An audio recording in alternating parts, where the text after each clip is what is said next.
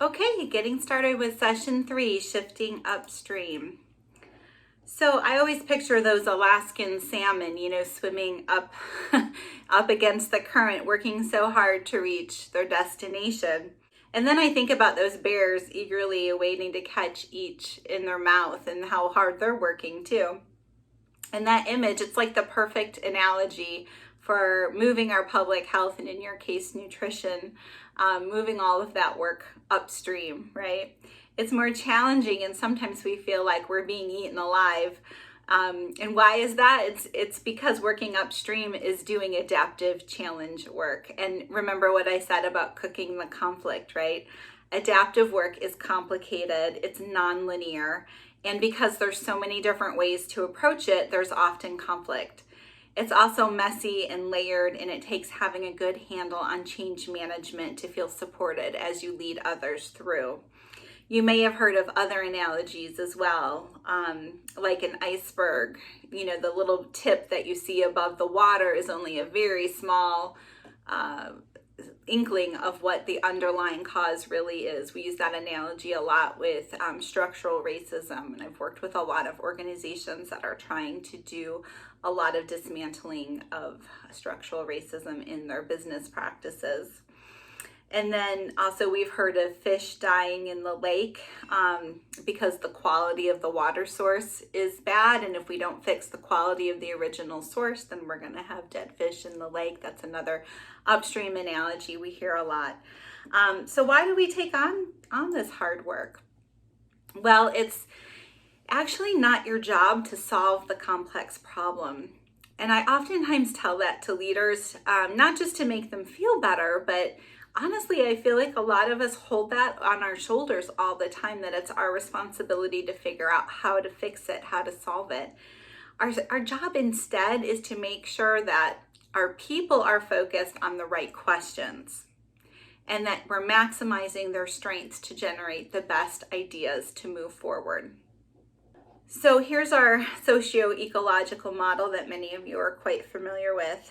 And when we want changes with powerful impacts, we know that it can be felt at increased scale as we move up towards those outer layers, right? And that's where we hear the policy and the system and the environmental work is in those outer layers. So I'm going to bring us back to this concept of making sure we're focused on the right question. I call that strategic questions.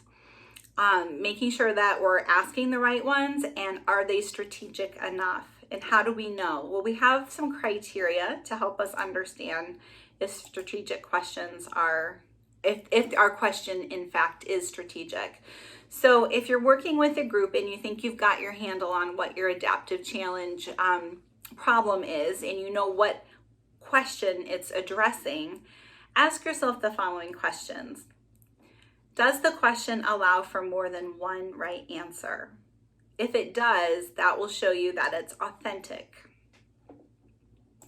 Is it big enough? And remember I told you at the beginning, a lot of times when I'm leading sessions with large groups, we see how they will almost always choose a technical challenge instead of an adaptive one, because honestly, that's what we do on a day-to-day basis. That's the majority of our work. And so stretching to this adaptive place, sometimes I'll ask them this question: is your question big enough? That shows us if it's high level. Third, does it feel motivating, exciting, or even scary? Then we know it's engaging, right? If it is any of those. Does it resonate with the assessment work? All those questions we went around asking lots of different divergent perspectives about. If it does, we know then it's responsive. And lastly, what if we ignore it? What happens? Are there dire consequences? If there are, then we know that it's an essential question to ask. So those are the 5 criteria to help you decide if your question is strategic or not. So I put this up here. This is from the Clifton Strengths Finder, which I'm guessing many of you are familiar with. And if you're not, it's just a very brief online assessment and a book. There's a leadership component book that talks about all these different strength domains that we have. So have you ever discovered in life where you have the most potential for growth? Back in 2007, the Gallup did a study that showed that the majority of people don't have the opportunity to do what they do best every day. So that's something for us to just keep in the back of our minds, that most folks are not actually working in the sweet spot of their natural strength zones. And as we're trying to move towards more strategic work, and as we redistribute the resources, especially the human capital resources that we have, we want to give some thought about matching people to the right strengths that they naturally have and can help us and help bring their best work forward, which then brings our best collective work forward. Also, there's a strength domain for strategic thinkers, and we can rely on them a little bit more to help us shape those questions to make sure we are thinking big enough and that our questions engaging enough, that we're being responsive, and that it's going to actually move the dial. And this is another concept I wanted to just introduce to you in case it's new or maybe slightly different from what you're used to. A lot of times our governmental structures that exist within the agencies that we work within are structured in a hierarchical way, where it's more, the flow chart of the internal structure looks more like a triangle with one person at the top and then a management layer and then another management layer and so on and so forth. And what we're learning is with adaptive challenges, a distributed leadership model tends to work better. And what that means is that you bring a collection of people together that have various areas of expertise, and they either take turns at different stages of the change process, sort of being the go-to leader, and they distribute the leadership work across a variety of people. Not even just taking turns, but even throughout the entire experience. So it's more of a collective shared leadership, more of a, like when we do a lot of our co-chairing or co-collaboration, that kind of stuff. It's that concept of not having that hierarchical structure, but actually distributing the leadership and the leadership responsibilities and building the leadership capacities across a larger group of people. So just very briefly, just to touch on this concept of working in the strength zone, we all have these sort of natural talents or innate gifts that kind of shape the way we think or feel or behave.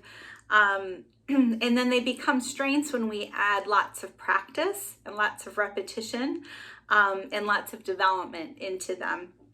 And then when we do that, then we can be Olympians, right? Then we can do really hard things that we didn't think that we could potentially. They also come with blind spots, just like some of the other assessments that you do. So for example, someone who's very strong in command might leave someone behind in the wake of moving forward too quickly, or someone who's really focused on consistency might lose sight of the larger picture, right? And so what do we do when we have those blind spots is we want to make sure that that distributive model that I just showed you, that we are having a balance of the different strengths that we're going to need to do this adaptive work better. So these are like the 4 domains presented in the Clifton Strengths assessment. And, you see there's several under executing, influencing, relationship building, and strategic thinking. And it doesn't mean that only you have to be in the strategic thinking domain to do adaptive work. That's not it at all. It's actually good to have a variety of people who have different skill sets in each of these.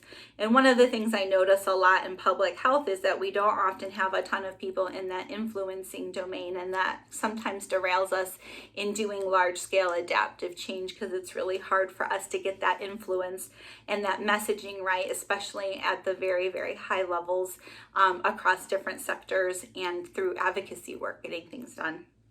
So here's that change curve again from earlier. So when you're thinking about the change process, remember that you're going to need different strengths at different times, right? So when you're, for example, planning for the change, you're going to really want to pull on people who have those strategic skill strengths. And when you are, for example, wanting to explain the why of the change, you're going to want to pull on people who have strong skills and strengths from the influencing domain.